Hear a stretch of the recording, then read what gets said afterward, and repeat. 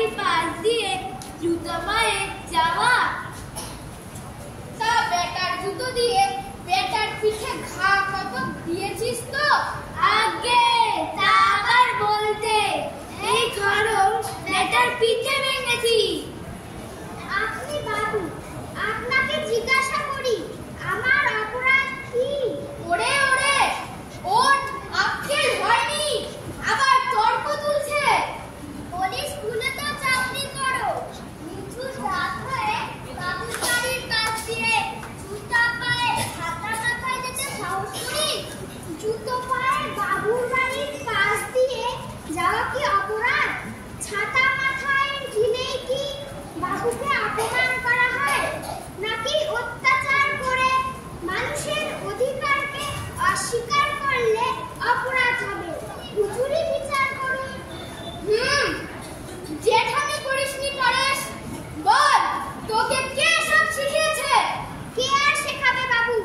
সকল মানুষ মানুষের ভাই, মানুষের মর্যাদা আমাদের আদায় করতে হবে। স্বাধীন বিচার বুদ্ধি দিয়ে এই কথাই না আমাদের রমেশ মাস্টার বলেছিলেন। ও রমেশ, মাগো সেই হুজুর বড় ছেলেটা রমেশ না? বাবু মশাই বলিনি ওই রমেশ মাস্টারের কথা, সেই তো নাচাচ্ছে সকলকে। পরেশ, এতদিনের আদব কায়দা মানতে চাস না যে? এটা কি রমেশ মাস্টারের উচিত হচ্ছে? কতদিন আর কতদিন মানুষকে মানুষ এত অপমানে রাখবে? রায় সাহেব, আপনি ধনী হতে পারেন, আপনার অসম্মান আমরা করিনি। আমাদের মানুষের মর্যাদা দিতে আপনারই বা এত উষ্মা কেন? সমাজ নেই, সমাজের উঁচু নিচু ভেদ নেই, তার মান্যমান্যতা থাকবে না। আমি যা বুঝি, সূত্র বলেই কেউ হীন নয়। জন্ম হোক যথা তথা, কর্ম হোক মহৎ। এই কালুগুলু, একে ফটকের বাইরে নিয়ে যা। না, আমি যাব না, আমার অপরাধ আমাকে বলতে হবে। সহ্যের বাইরে চলে যাচ্ছিস পরেশ, এই নিয়ে যা বাইরে।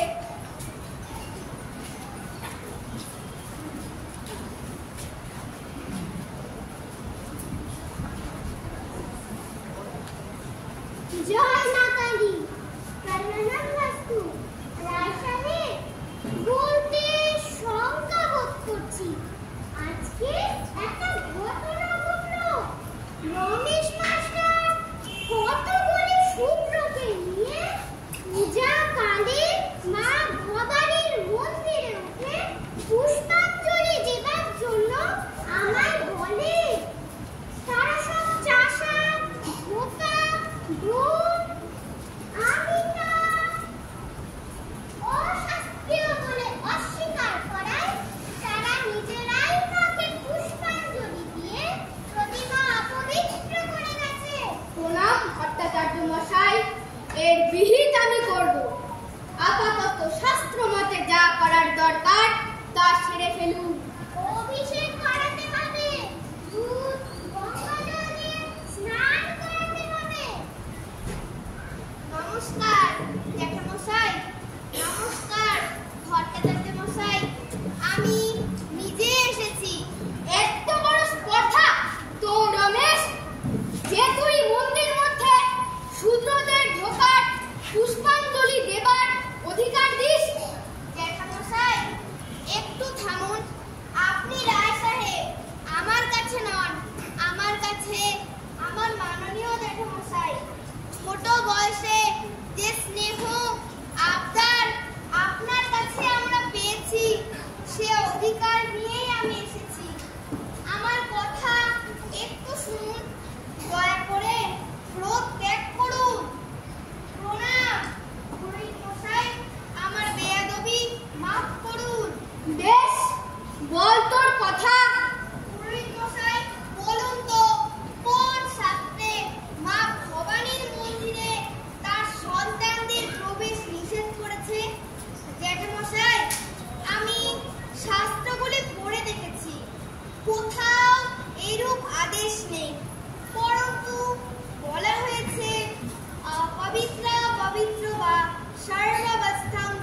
इवा यस्मरे पुंडरीकाक्षां साबाह्यभ्यन्तरं शुचिः। ए माने की भट्टाचार्य मशाई? মানে তো আমি হ্যাঁ বাবা জানতেন বটে। দেখুন জ্যাঠামশাই, এরা মন্ত্র পড়েন ভুল উচ্চারণে, অর্থও জানেন না, অথচ সমাজের সর্বোচ্চ সম্মান দাবি করে। ভুল মন করা শাস্ত্র ব্যাখ্যা করে জাতিকে সমাজকে বিভ্রান্ত করে। বাহ চমৎকার পুরোহিত মশাই, উত্তর দিন। আচ্ছা বাবা রমেশ, তুমি এর অর্থ করো তো। এর সরল অর্থ হলো পবিত্র বা অপবিত্র যে অবস্থায় কেউ থাকুক না কেন, একবার হরি বা ঈশ্বরের নাম নিলে ভেতর বার শুদ্ধ হয়। তা বলে শূদ্র মন্দিরে প্রবেশ করবে, পুষ্পাঞ্জলি দেবে, তাতে দেবতা অশুচি হবে না? দেখুন প্রহসন, যে দেবতার নাম উচ্চারণ মাত্র করলেই সব শুদ্ধ হয়, সে দেবতার কাছে গেলে মানুষও শুদ্ধ হবে। আর বিধান হলো উল্টো, অর্থাৎ দেবতার কাছে শূদ্র গেলে দেবতা অপবিত্র হন। এ কেমন ধারা? তাহলে দেখুন জ্যাঠামশাই, আমি অশাস্ত্রীয় কিছু করিনি।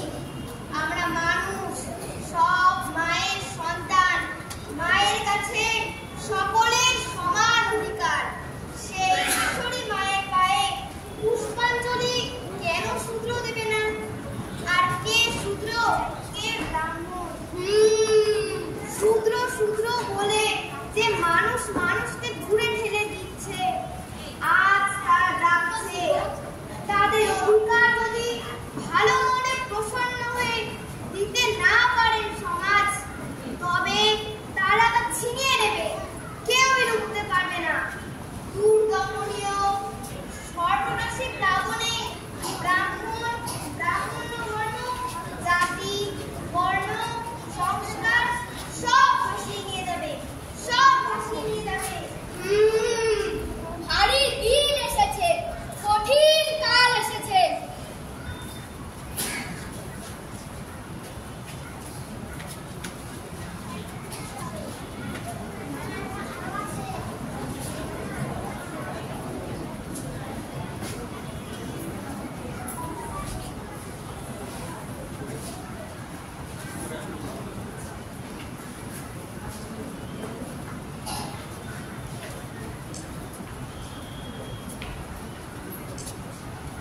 মাধব, রমেশ মাস্টারকে ডাকতে পাঠিয়েছো তো?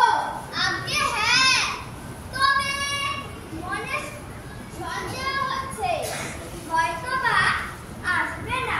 কি এত বড় স্পর্ধা যে রায় সাহেব ডাকছে, আর সে আসবে না? না, স্পর্ধার কিছু নেই। জ্যাঠামশাই রেখেছে, আমি অবশ্যই আসবো। এসেছিও। প্রণাম জ্যাঠামশাই, নমস্কার মাধববাবু, কানাইবাবু। রমেশ এসেছো? বেশ, তা তোমরা নাকি চাষা, লোফা, মুচি, মেথরের সঙ্গে এক পঙ্গতে বসে খেয়েছো। আরো শুনলাম নাকি চাষিদের বলেছ লাঙল যার জমির নাম। এসব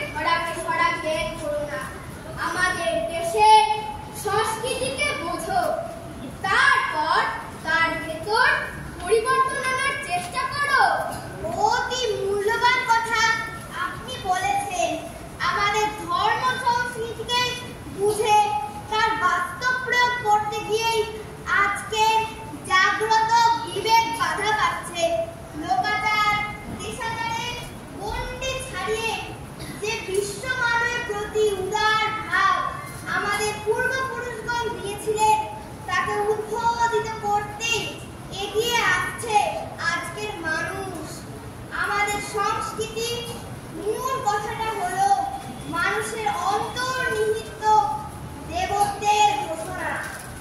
শ্রীনন্তু বিশ্বে অমৃতস্য পুত্রঃ, সকলকে অমৃতের পুত্র বলা হয়েছে।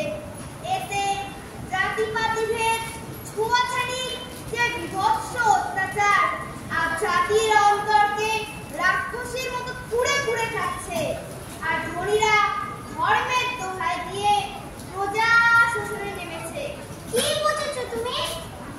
সেদিন আমাদের সামনে হরি হরি, পায়ে নাই চা, মুখে হরে কৃষ্ণ নাম, কি মেথর মুচি ব্রাহ্মণ এক হলো খাবো। রমেশ, এই দেশের হিন্দু সংস্কৃতির উত্থান পতন বরণ কি অত সহজ ভাবো? তোমার পরিকল্পনাটা কি? পরিকল্পনার কিছু নেই, কেবল অপেক্ষায় আছি।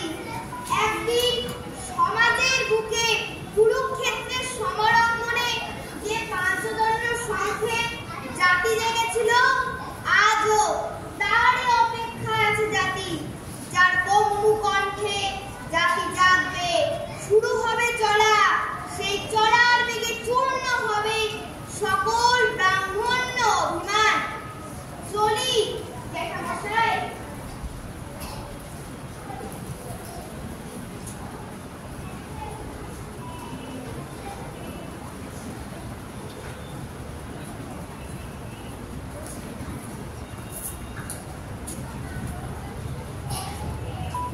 অপমান করে গেল আপনার সামনে, বিচারের চাই।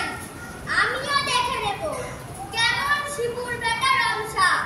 থামো থামো, এত উত্তেজিত হয়ো না। শুনছি যেন কালের পদধ্বনি, কেউ যেন আসছে।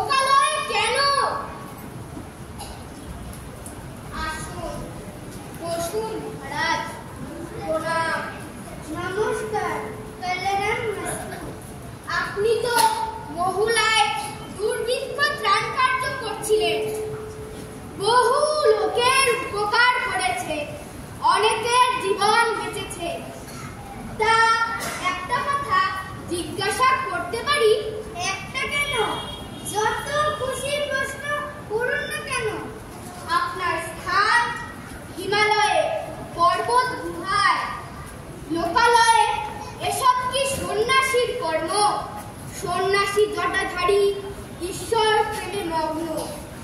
তাই তো জানতু এই যে দেখছি জামা জুতা পরা বাবু, আর কে কোথায় ঘাটের মোড়ে খেতে পেলে কি পেলে না, কলেরা হলো না বসন্ত। তাই দেখা গেল এটা কি সাধুর কাজ, আর সে সঙ্গে রমেশ মাস্টারকে উস্কে দিয়ে এমন সুন্দর লোকটাকে একেবারে বিদ্রোহী করে দিয়েছেন এই ইনি। চুপ করো কানাই, কথার মাঝে কথা কেড়ে বলা তোমার বড় পদক্ষেপ। স্বামীজি বলুন, এ কি সন্ন্যাসীর আচরণ? রায় সাহেব, আমি বহু জনমানবপূর্ণ লোকালয় ত্যাগ করে দীর্ঘকাল যাবৎ তিব্বত ও হিমালয় ভ্রমণের পর ক্রমান্বয়ে 4-5 বৎসরকাল গুজরাট, কাথিয়াওয়াড়, ভুজ, রাজপুতনার বহু গ্রাম ও নগর দেখেছি। আর তাতে আমাদের দেশের শ্রমজীবী কৃষককুলের প্রকৃত অবস্থা বুঝতে পারলুম। দেখলুম কি দেখলুম মুষ্টিমেয় ঐশ্বর্যশালী ব্যক্তির ইন্দ্রিয় বৃত্তি চরিতার্থ করবার জন্য কোটি কোটি মানুষের সুখ ও শান্তি চিরকালের মতো অবরুদ্ধ, প্রবলের অত্যাচারে ও উৎপীড়নে আপন ন্যায্য বন্টায় বঞ্চিত জনসাধারণের সেবায় এই জীবন পণ করাই আমার একমাত্র কর্তব্য বলে মনে হলো। বুঝলুম সন্ন্যাসী হয়ে অতি সহজেই যে শান্তি লাভ করব বলে মনে করেছিল, তার নিতান্তই স্বপ্নের ন্যায় অলিক বোধ হলো। আমি শ্রী প্রভু রামকৃষ্ণের কাছে কত কেঁদেছি, কেন এই পার্থক্য হলো সমাজের ধন সম্পদ তুমি কেন সমবন্টন করছো না? বাহ, এ তো মহা মানবের কথা। অবশেষে নেতা স্বামীজির নির্দেশ চাইল। তিনি তখন আমেরিকার বেদান্ত প্রচারে প্রাণপাত করছেন। বুঝিনি তার এই প্রচারণার পেছনেও এই দিন দুঃখীদের বেদনাদীর্ণ হৃদয়ের হাহাকারী প্রেরণা জুগিয়েছে। ভেবেছিল যদি নেতা স্বামী বিবেকানন্দ নরনারায়ণ সেবার এই প্রয়াসকে সমর্থন না করে তো এদেশে আর থাকবো না, জন্মের মতো দেশ ছেড়ে চলে যাবে। ও কি যাতনায় দিন কেটেছে, রাতে ঘুমোতে পারতুম না। তারপর একদিন শ্রীমৎ স্বামী বিবেকানন্দজির পত্র এলো আমেরিকা থেকে। তাতে যেন অগ্নি অক্ষরে লেখা ছিল, গেরুয়া কাপড় ভোগের জন্য নহে, মহাকার্যের নিশান। কার মনোবাক্যে জগৎ বিচার দিতে হইবে। বলেছ মাতৃদেব ভব, পিতৃদেব ভব। আমি বলি দরিদ্র দেব ভব, মূর্খ দেব ভব। দরিদ্র, মূর্খ, অজ্ঞানী, কাতর ইহারাই তোমার দেবতা হোক। ইহাদের সেবাই পরম ধর্ম জানিবে। সে থেকে দীন দরিদ্র সকল মানবের মধ্যে নারায়ণ সেবার ব্রত নিয়ে দাঁড়িয়ে দাঁড়িয়ে ফিরছি। মুর্শিদাবাদের বহুলা এসে দুর্ভিক্ষ লেগেছে দেখে পালিয়ে যেতে চেয়েছি। আমি তো শূন্য সন্ন্যাসী, কোথা থেকে দেব ক্ষুধার্ত সহস্র সহস্র মানুষের মুখে দুমুঠো সোনার অন্ন? দরিদ্র নারায়ণ, নর নারায়ণ, এমন তো কোথাও শুনিনি। মানুষের বেদনায় এত দুঃখ বেদনা বোধ। তা বলে আমার পূজাকে খেপানো কেন? সমাজের মান্যতা এসব কি ভুল? না, ভুল নয়। তবে যে অর্থের দামে মানুষ মানুষকে মানুষের যোগ্য মর্যাদা দিতে হবে। তাই বলে কি সকল মানুষ সমান? সকলে সমান কখনো হয় না, হতে পারে না। কিন্তু সকলের প্রতি সশ্রদ্ধ ব্যবহার, সকলকে ভালোবাসা অনায়াসে দেওয়া যায়। আর তা দেওয়াই বিবেকবান মানুষের সহজাত ধর্ম, তাই মনুষ্যত্ব। তা বলে বাবুর বাড়ির শব্দ দিয়ে জুতা পায়ে ছাতা মাথায় যাবে একটা সামান্য লোক? সামান্য কাকে বলছে? সকলের মধ্যে সেই এক আত্মা সমভাবে বিদ্যমান, সামাজিক বৈষম্যদোষী যত অনিষ্টের সূত্রপাত। মানুষের মর্যাদা যদি দিতে না পারেন তো আপনি স্বয়ং অপমানিত হবেন। পাপী তাপী আচার্যের ব্রাহ্মণের মধ্যে যিনি নারায়ণ দেখেন তিনি সিদ্ধ মহাপুরুষ। আমরা মহারাজ সিদ্ধ মহাপুরুষ নই, তাই ভেদ বুদ্ধি আমাদের থাকবেই, তা বুঝি। সে পূর্ণ দৃষ্টি আনার প্রথম সোপান মানুষকে মানুষের মর্যাদায় তুলে নিন, তাদের হারানো ব্যক্তিত্ব ফিরিয়ে নিন। ছোট বলে অপমান করবেন না, অন্তত মানুষ বলে ভাবতে পারবেন। আর তা দেওয়াই বিবেকবান মানুষের সহজাত ধর্ম।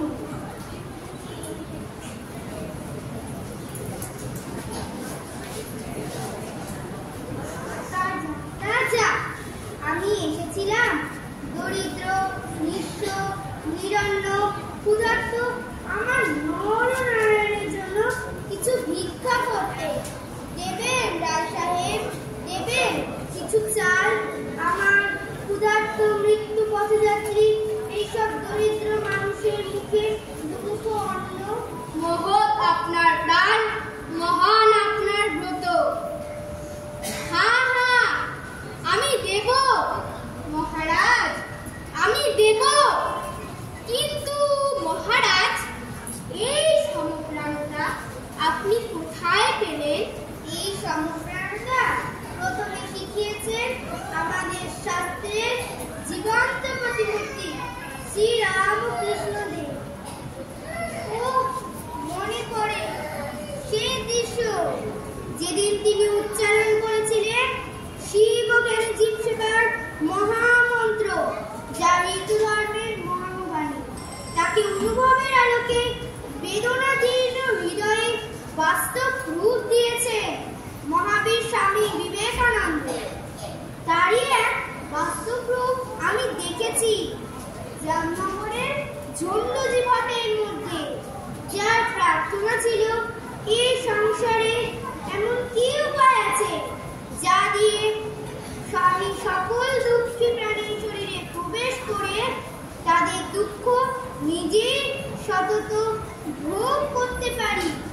সে মহাত্মা ছিলেন একজন গৃহী। রায় সাহেব, যদি দেই তো খাবো কি? এই ভাবনা সাধারণের, আর মহাত্মার ভাবনা কি জানেন? যদি খাই তো দেব কি? ওরে ডাক, আমি পথ পেয়েছি।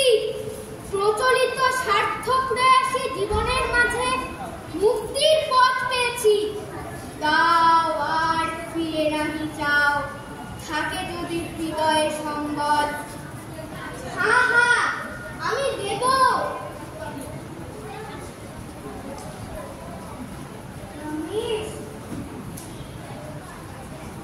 আমি আপনার খোঁজেই বার হয়েছিলাম, শুনলাম আপনি এখানে। প্রণাম জ্যাঠামশাই। মহারাজ, আপনার নির্দেশ মতো মেঠর পণ্ডিতের সভা করেছি। 10টি গ্রামে কি দেখলাম মহারাজ! 4-5 দিন পেটে অন্ন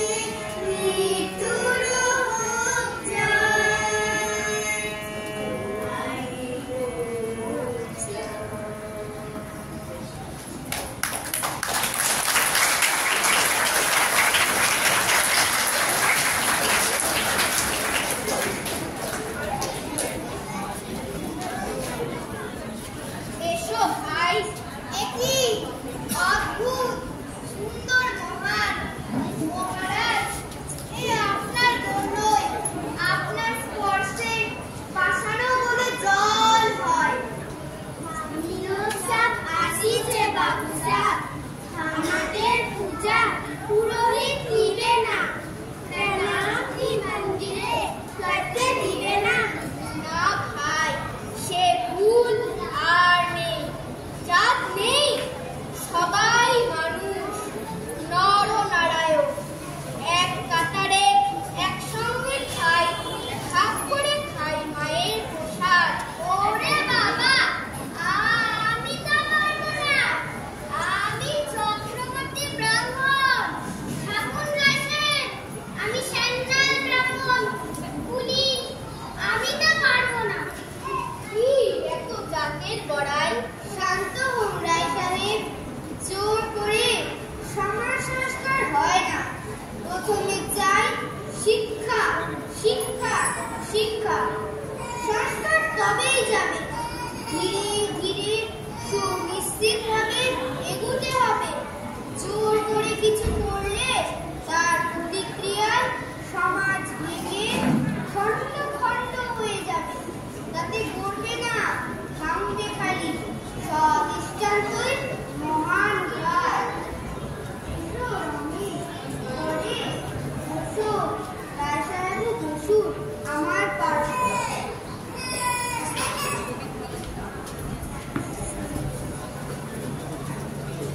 আপনারা যেখানে বসতে পারেন, আমরাও পারি। এসো এখানাই, মহান বিমানের এই দৃশ্যকে নিজ মূর্খতায় ভেঙে দিও না।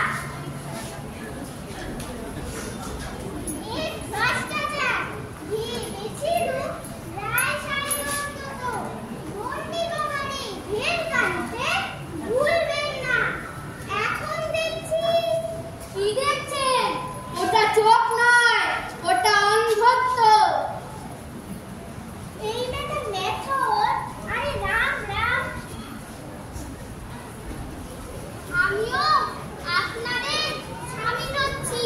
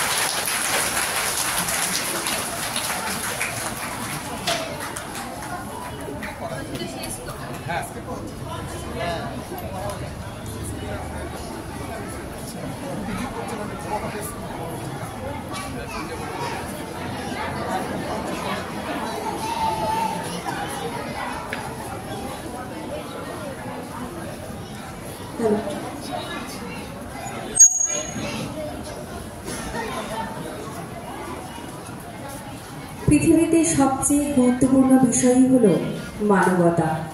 যে কোনো ধর্ম, বর্ণ, অন্য কিছু চাইতে মানবতার মূল্য অনেক বেশি। আমরা প্রত্যক্ষ করলাম পঞ্চম দিনের প্রথম নাটক রামকৃষ্ণ সারদা মিশন বিদ্যামন্দিরের নবজাগরণ। যে সমস্ত খুদে সদস্যরা রামকৃষ্ণ সারদা মিশন বিদ্যামন্দিরে, যে সমস্ত ছাত্রছাত্রীরা নাটকটিতে ছিল, তাদের সবাইকে মঞ্চে ডেকে নেব এবং মঞ্চে আসতে অনুরোধ করব সম্পাদিকা মাতাজি পরম পূজনীয়া প্রব্রাজিকা গৌতম প্রাণা মহাশয়কে। এবং আমাদের আজকের অতিথি দুজনকে ডেকে নেব। দিবাকর ভট্টাচার্য, বিশিষ্ট নাট্যপ্রেমী, এবং কল্যাণ দাস, বিশিষ্ট শিক্ষক এবং সংস্কৃতিবিদ। আপনাদের দুজনকেই মঞ্চে আসতে অনুরোধ করছি।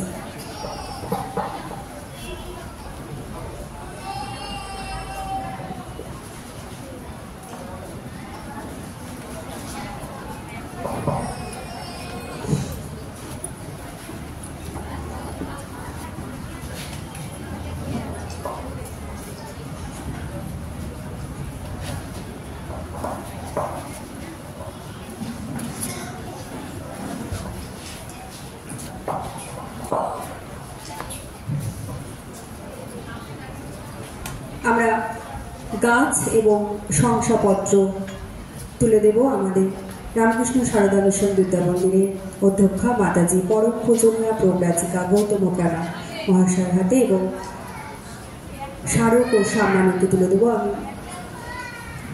দিবাকর ভট্টাচার্য মহাশয়কে অনুরোধ করব।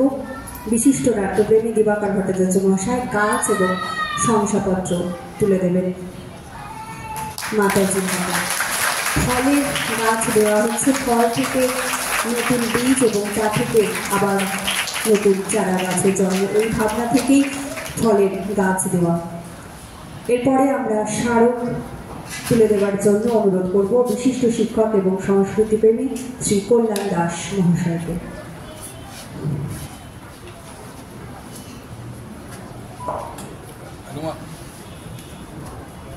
স্মারক এবং সাম্মানিক তুলে দিচ্ছে বিশিষ্ট শিক্ষক এবং সংস্কৃতিপ্রেমী শ্রী কল্যাণ দাস মহাশয়।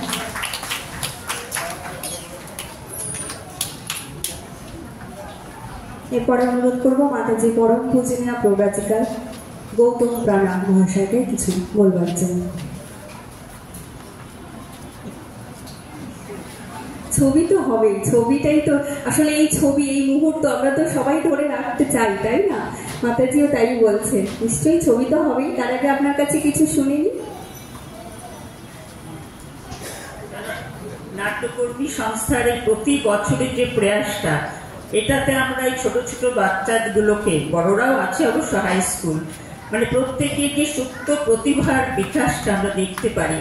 এটা আমরা নয়তো তো আমাদের এই যে বাচ্চাগুলো আছে, আমি তো ভাবিনি যে এতটা করতে পারবে ওরা, কেননা খুবই অল্প দিনে। এবার আমি রাজি হইনি যে ওদেরকে ইয়ে করবো বলে, কারণ এমনই সময়টা খুবই ওদের উপর চাপ গেছে, কিন্তু খুবই অল্প সময়ের মধ্যে এতটা ওরা কভার করতে পেরেছে। সেজন্য আর কি বলবো যে আপনাদের সকলকে, এই সংস্থার সকলকে ধন্যবাদ, নমস্কার, শুভেচ্ছা। এই প্রয়াসটাকে আপনারা, এই শহর নাটকের শহর, কাজে এই প্রয়াসটাকে আপনারা জারি রাখবেন, এটাই আমাদের কামনা।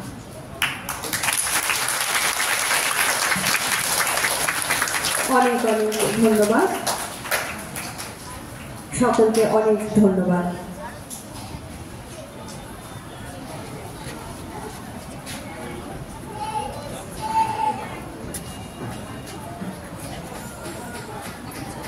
আচ্ছা, একটা ছবি ওনারা সকলে মিলে, যারা এতক্ষণ ধরে এত পরিশ্রম, এত কঠিন কঠিন শব্দ আমরা বাচ্চাদের মুখে শুনছিলাম, সত্যি আমরা কিন্তু ভীষণ রকম ভাবে, আমি জানি আমার সাথে দর্শক শ্রোতাবৃন্দ একমত হবেন, তাই তো? এত সুন্দর করে তারা গুছিয়ে বলছে, নিজের মধ্যে থেকে সেটা অনুধাবন না থাকলে, সেই উপলব্ধি না থাকলে এইভাবে বলা কিন্তু সত্যিই কঠিন। এবং আরো ভালো লাগছে এত পড়াশোনা এত কিছুর মধ্যেও তারা নাটকটাকে বেছে নিয়েছে এবং সেটা করছে মঞ্চে, এটাও কিন্তু একটা বিরাট প্রাপ্তি।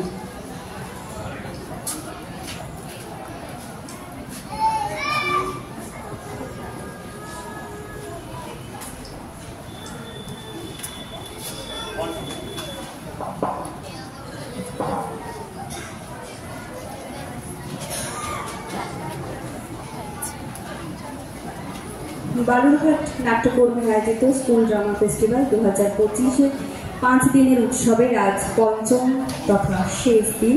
আমরা প্রত্যক্ষ করলাম প্রথম নাটক নবজাগরণ। অংশগ্রহণে রামকৃষ্ণ সারদা মিশন বিদ্যামন্দির।